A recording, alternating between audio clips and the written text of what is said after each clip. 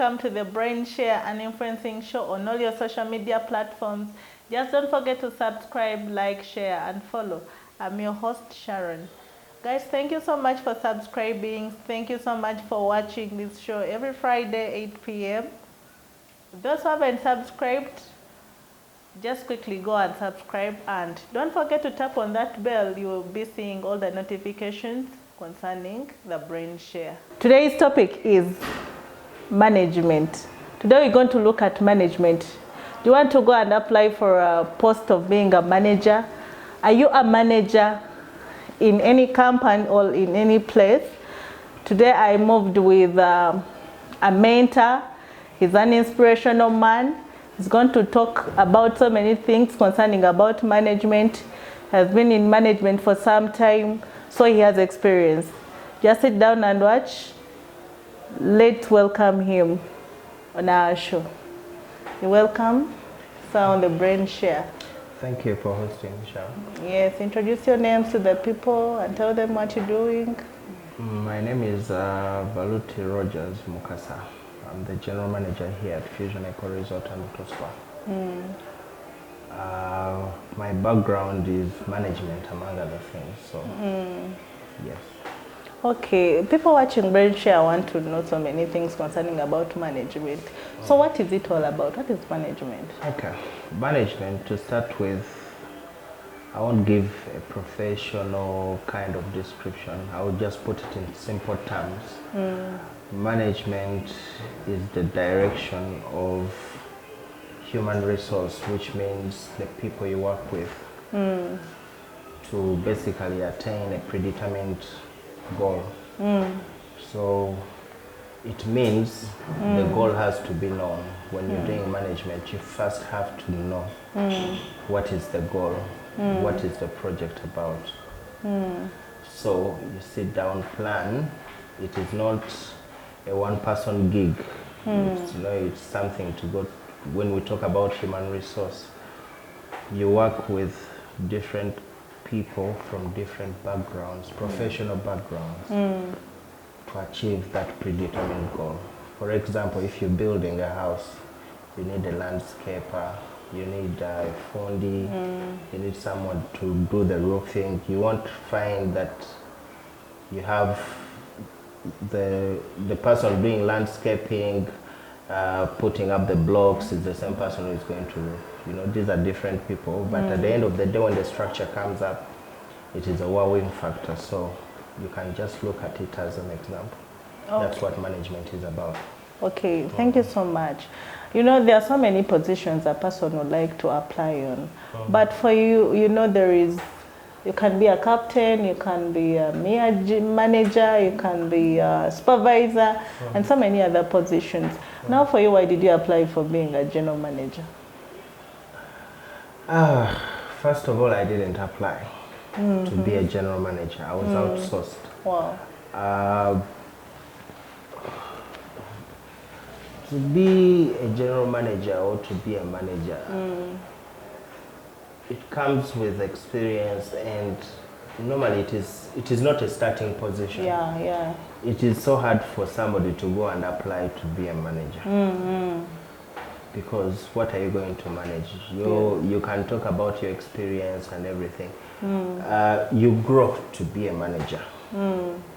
You first have to understand the field you're going into. You start from the least level or the middle level, going upwards. You grow, either you grow with the company or you grow with the experience. The project I'm currently working on, I'll call it a project because my main background is on project management, not business management. There are different kinds of management. This is the first business management project I've worked on. My previous work was mainly on project management.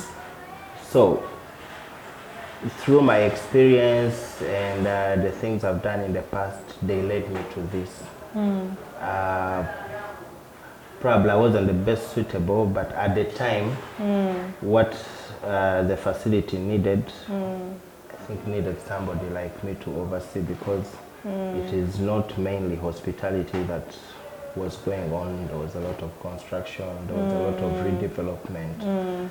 And to be general, you have to marry all. For example, if at the time they brought in somebody who was specifically into hospitality, you can't handle a facility like this, because at 1 minute you're dealing with clients who have come for hospitality, and on the next second or minute you're dealing with some construction guy or a landscaping guy. So you need to be versatile, or kind of marry all the directions of work that you're taking on. So that's why I came in. Oh, yes. Okay, thank you about that. Now, how do you manage your workload? Because as a general manager in a company like Fusion Eco Resort, I think there are so many things you do as a GM, construction, and so many things you have here. So how do you manage your workload? It goes back to the description of management. You use human resource to help you achieve the goals that have been set up by your boss. So you have to first of all understand what your bosses expect of you. Then you look at the resourcefulness of the human resource you have. We have different departments here, let's say, and every department has a professional in that field that works in that department. So you have to coordinate all to ensure that every department runs, but you're the head. For example, they know what tasks they have to achieve, you share with them. They do most of the work, and yours is mainly to coordinate them to achieve the goals of the boss of the project. So that is mainly how I do my work. It's kind of challenging. Sometimes people fall short, but you can only be aided by the team you're working with to cope. Otherwise, you can't be a one-man show. You're going to fail. Okay, as a GM, can you please tell us the qualities of a successful manager? Okay, one, team player. You have to be a team player. You need to understand the kind of workload ahead of you can only be achieved by the people you work with. So quality number one, you have to be a team player. Secondly, you have, naturally you should have leadership skills. You should know the weaknesses and the positiveness of the people you're working with. You should be able to analyze who thrives better where, so that you don't displace your human resource. You might have very good people, but if you don't place them where they thrive, they won't deliver. Basically, you're forcing them to do something, and they will do it because at the end of the day, you're going to pay, but they won't give you the kind of results you. Then finally, you need to be a very understanding human being. Very understanding in a way that the challenges of the people we work with or the people we employ are many. You have to fit into their shoes all the time and be able to find a middle ground to resolve whatever is pending, because you're faced with all these challenges, your employees are faced with all these challenges. You should be able to be someone who finds immediate solutions. So those are the qualities I can mention. There are very many others, but if you can thrive on the three, you're good to go. Okay. What are those challenges you as a manager you faced, which you can tell someone that this is the most challenging thing I've ever faced as a manager? Depending on which workload or which project. I think the biggest challenge I've ever faced was there was a project I had to do. It was Uganda at 50. Uganda at 50.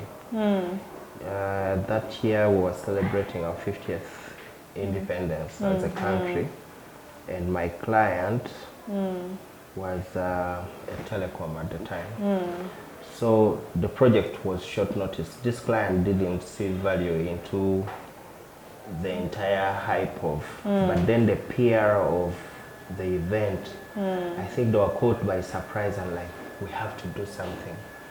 We have to do something about this. So it was short notice. It required a very big team of about 300 people.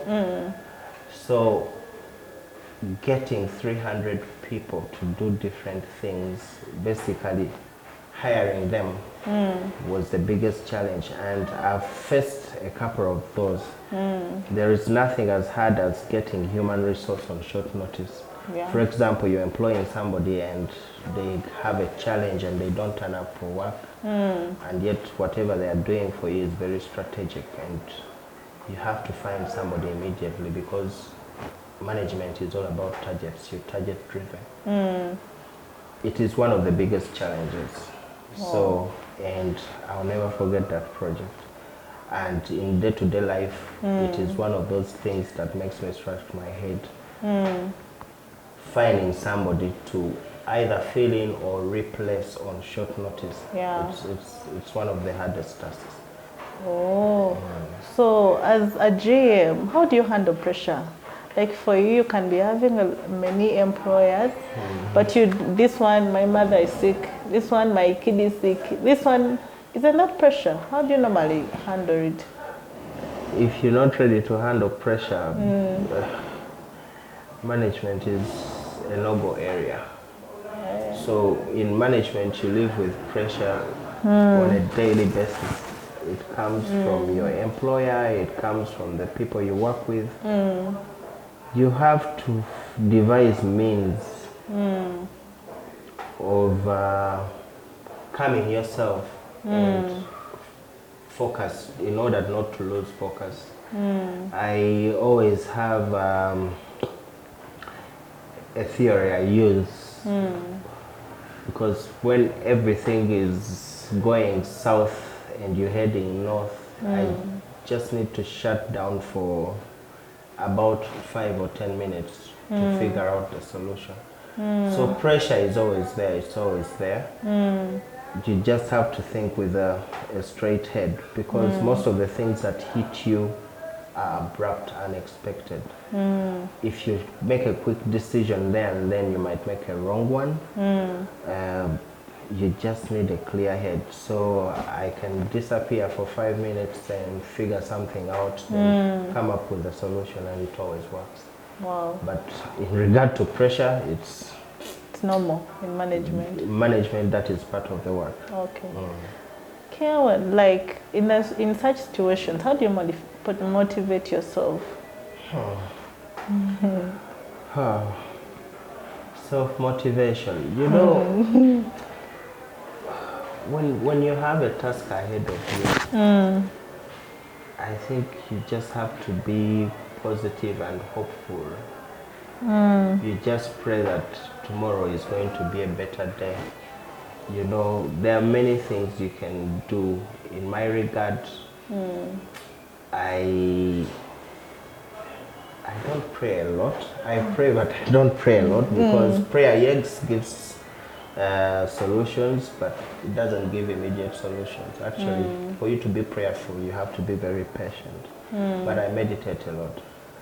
I'll find my quiet time, my own time, however short it is, and try to rub my head out of what is not going right and looking at what is, because you will be hit with a problem, for example, at this hour, but then you have to figure out how tonight is going to run, for example, in the kind of work I'm into.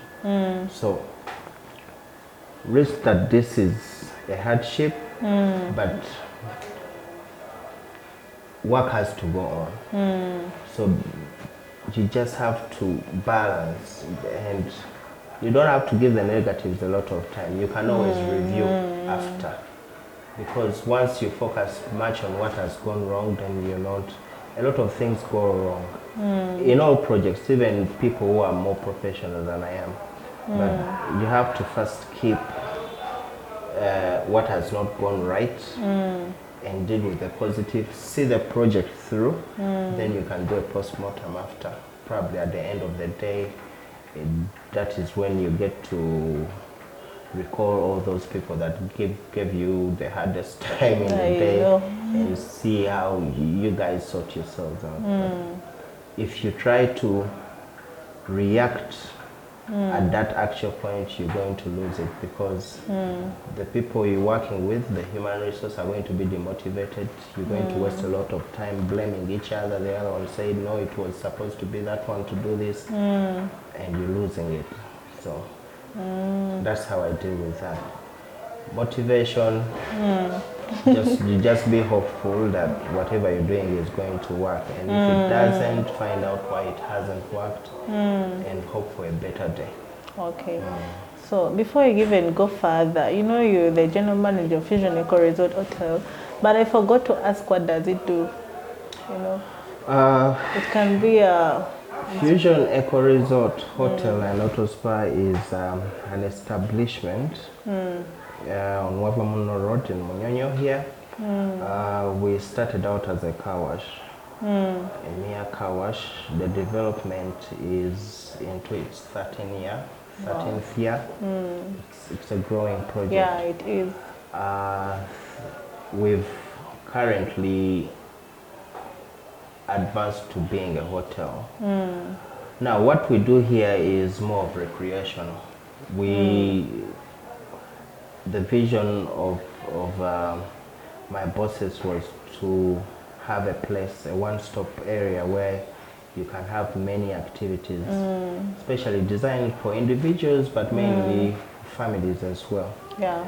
So here we have a couple of departments. You will come in, have your car washed and valeted properly.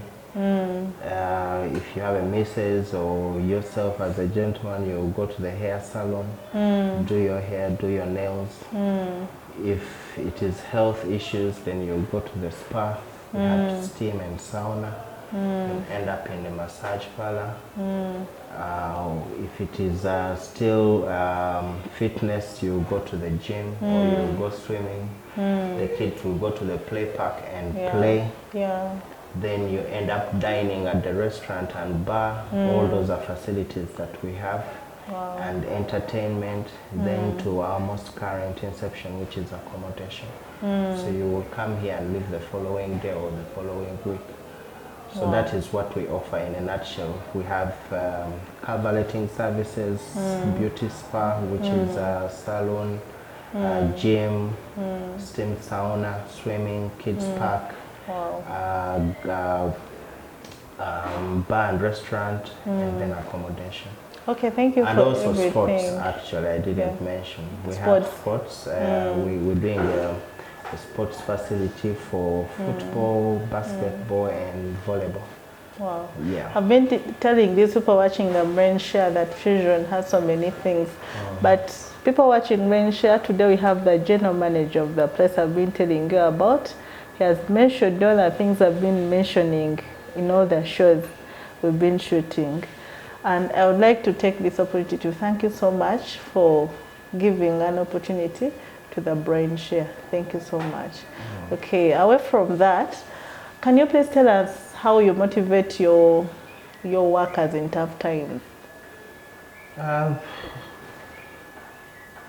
Life is about challenges, you know, and motivation is in many forms. Sometimes someone with a challenge just needs someone to talk to. Just talking to somebody about the challenge they're having.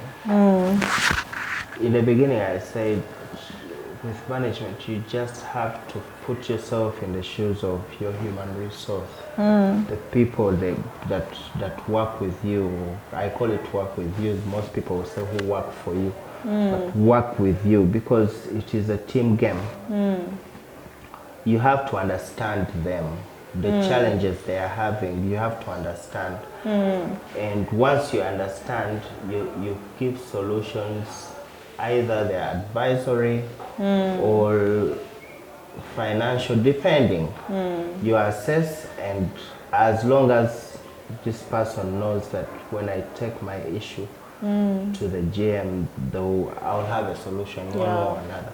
Some people will have issues thinking they are financial, and yet the solution is not only financial, but sometimes it's just mental. You just have to sit somebody down and show them that the route they are taking is not the right one. You offer better advice, but you leave the choice to them to decide on how to deal. So as long as you create the space to receive these people and talk to them, or give them audience, that's all that matters. If you're in a leadership position and you're not approachable, then there is a problem. You won't know what is going on around you, and before you know it, things will be failing here and there, and it's just because nobody is talking to you. So you just have to make yourself accessible and put yourself in a position where you're willing to listen. Okay, That Mr. is motivation. Balti, how do you manage failure? Failure is the hardest thing to manage. I don't like associating with failure, but failure is part of life as well. When you fail, or when I fail, I have to recollect step by step what was it that I wanted to achieve. How did I perform? Who did I put in charge? Like, what kind of team did they have? Step by step. The best way to manage failure is for it not to be repeated. So you have to analyze Bulunj properly, step by step, what really happened. What really happened, how did you, and if you need to seek, because I can talk to fellow professionals in other fields to kind of really understand what would I have done better, so that next time I do it, it comes out the best way I wanted it to be. Failure is unmanageable. You can't manage failure, but when failure hits you, it's very disappointing. I used to take failure so bad, but you pick out what you can do better. That's the best way to manage, so that next time round it doesn't turn out the way it did the first time. Okay, how do you manage? How do you like solve your problems? Of course, at your workplace.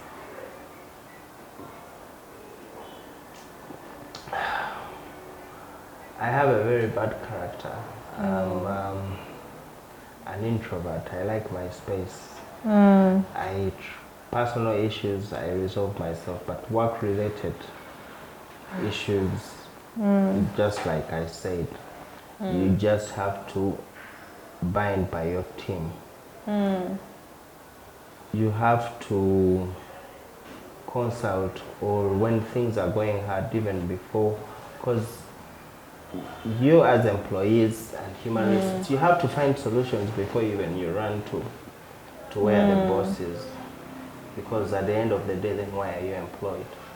So depending on where the challenge is coming from, I'll just have to address the department and try to see. Some are solvable, some are not. But you find a way to fix the immediate ones you can manage, and also give hope that the rest will come in time. They might take long, and that is the way you move. Before you know it, you've moved a month, survived a month, and also to keep the communication that you are still aware that this problem is still pending. You just don't leave it lying there, because it has already been addressed. So you just have to let the people concerned know that you are still aware and you're still finding a solution. However long it might take, but at some point the solution will come. Yeah. Okay, another question I would ask maybe, how do you manage conflicts between workers? Now, conflict between workers. And you know there are so many reasons Yeah. how workers can conflict each other. Yes. Now, conflicts between workers, if they are personal issues, you know, when you're leading a team, you have to analyze, I mentioned it earlier, you have to analyze what qualities your team has. When you do that, because you can't sort out everything yourself, you have to make reference depending on the outstanding issue. For example, if the issue is feminine, I'll know who I would assign to get these people to sit and talk and resolve. If it is masculine, it's got to do with the guys, the boys. Still, those I would talk to immediately and see that I resolve. Or if everything fails in terms of conflict, because there are standard operating procedures, SOPs for employees, whatever happens must not affect their workplace or their work capabilities. So if it gets to the worst, then of course you invoke the suspensions and all these things. But you have to give option to resolving. Goes back to listening. You have to sit these people down and talk to them because they are all adults. They are all adults. Some conflicts of employees between themselves escalate that you have to make a choice who goes and who leaves, or they both go. Yeah. Because if it goes on the first time, second time, and it's not resolved, then you have to get those people out of the team. They're going to really mess the rest of the team up, and performance will be up to zero. So address them or refer them to somebody who understands what the real conflict is about, so that they resolve before they get back to you, and it works. It works. Okay. What advice would you give to somebody who wants to be a manager, or else a person who wants to be a general manager like you? Okay. First of all, understand your field. Some projects have to do with accounts, some have to do, there are different fields.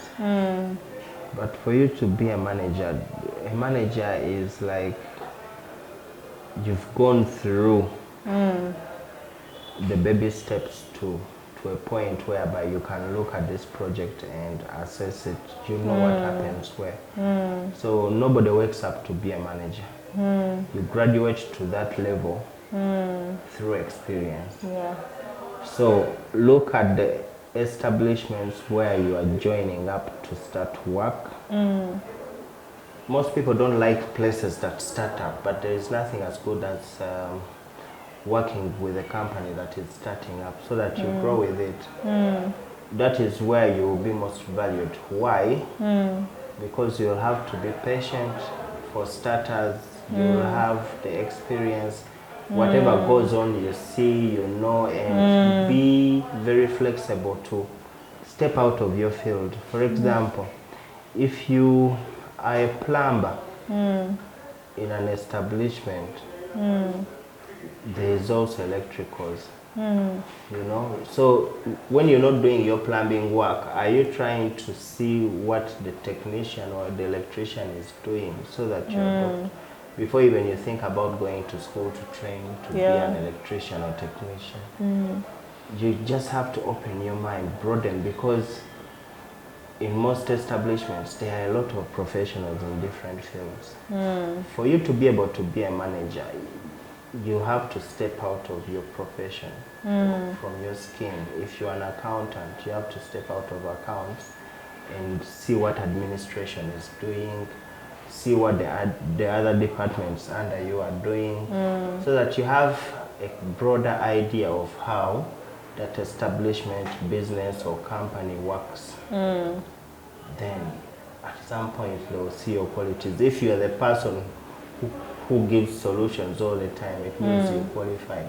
And it means you're knowledgeable about what other departments or your colleagues. Be multi-purpose. Don't just apply for a job, get into an institution as an administrator and stay on your desk and be an administrator. No.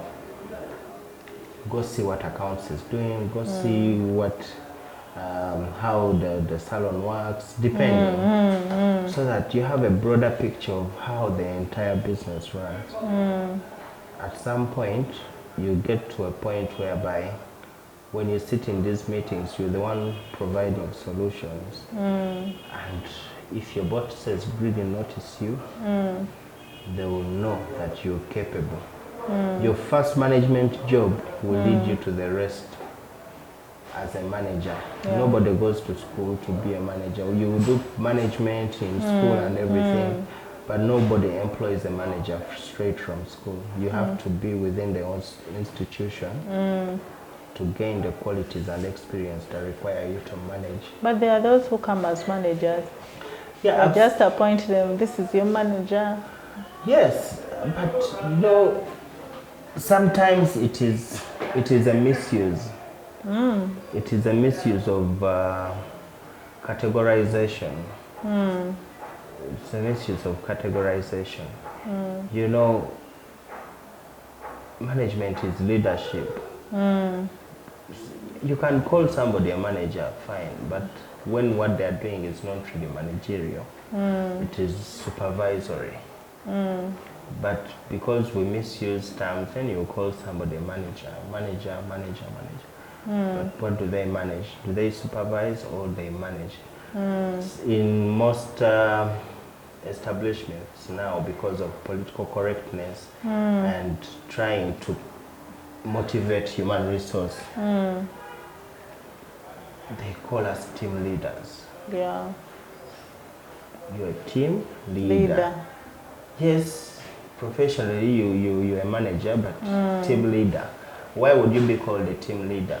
To be approachable, to humility. Yeah. So that you know that you are not a boss. You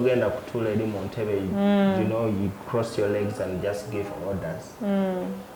So by this title of team leader, you know that you have to also to get your hands dirty. You have to work with the team to attain the goals that have been set out for you. So if I receive any letter applying for somebody applying to be a manager, I don't give it a second look, because that doesn't apply. It doesn't exist. It is through your first management job, which you've worked so much for, all through the experience, that then others can hire you from to take you to manage whatever they're managing. They want you to manage. Yes. Okay. So first step is growing, experience, amass the experience, be broad enough to see and understand the kind of business you're into or establishment. Then they'll pick you up, or when an opening comes up, you can apply for a post given the experience. But you can't just wake up and say, I want to be a manager. Like you're applying, I want to be a manager. Yes, you can, but then they'll say, so what are you going to do for this establishment? Then you enlist, they'll ask for your experience. So all these departments you've gone through, for example, if you're in hospitality, for you to be a manager in hospitality, you must have gone through almost all the departments, or at least 3 or 4. You must have been through food service, you must have gone through a bit of administration, you have, you know, housekeeping. So you have a knowledge of what happens and how best is it for you to grow with an establishment. And starting with the lower bit, then they'll also consider the academic qualifications, of course. But that is the last bit. This experience is what leads you to the other. Oh, okay. Thank you so much. You know, I'll ask so many questions about management, but at least you've answered most of the questions concerning about management. So people watching BrainShare, hope you've had all the questions and the answers from the GM of Fusion Eco Resort Hotel. You know, he said one thing I noticed, that he was not appointed as a general manager. He was doing something different, and then because the bosses saw he's capable of doing or capable of being in that position, that's why he's the GM. One thing to learn: be at your work, knowing that you can be appointed in a position you never thought of at one point. So thank you for watching this show, The BrainShare.